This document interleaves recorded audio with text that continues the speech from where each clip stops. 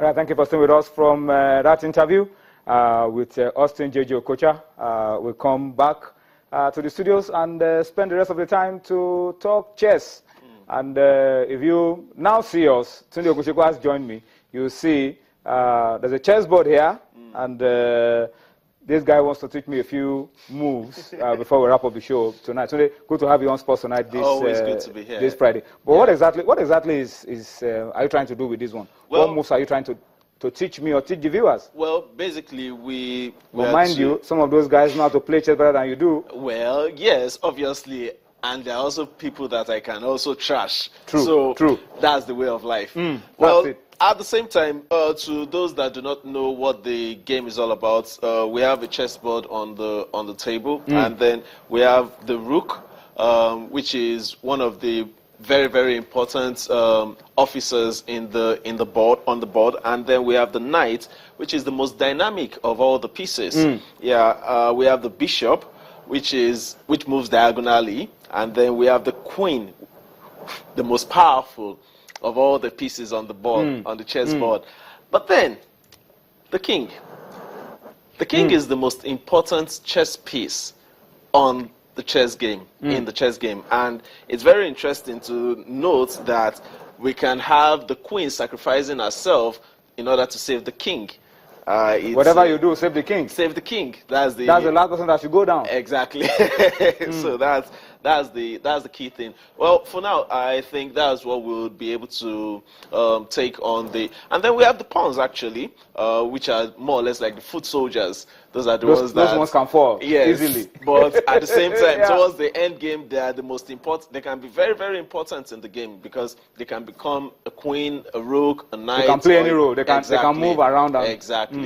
Well, that's how the king moves, one step at a time. Okay. The king can move one step at a time. And then the kings cannot come close to each other because they both are very, very important, and they cannot. Their influence keeps them apart. Exactly. You don't bring two kings close together. You don't have two captains in one ship. One has to bow for the other, but these two will not want to bow.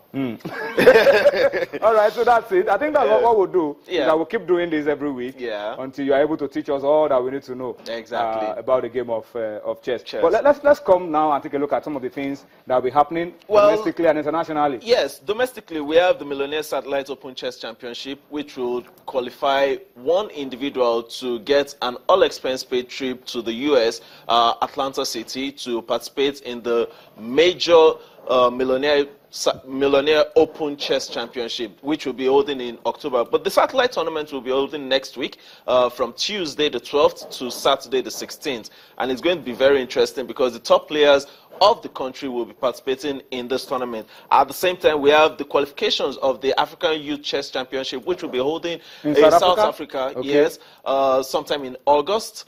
The qualifiers will also be next week during the Millionaire Satellite Chess Tournament.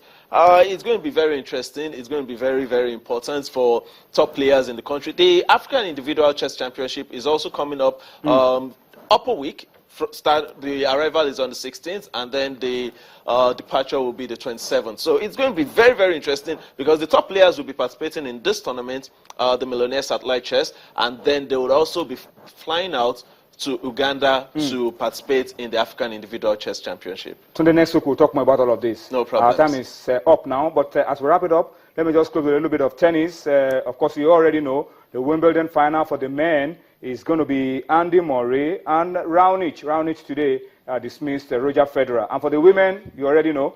Okay, that's it on your screen. Federer losing to Raonic earlier on in the day, and then Berdych falling apart to Andy Murray. For the women, we talked about it yesterday. Serena against Angelique Kerber for the women. All right, so by the time we are back on Monday, we should be talking about the winners. And of course, the winners of Euro 2016 as well. Thank you for watching Sports Tonight this week. Next week will be bigger and better. Thank you. Bye-bye now.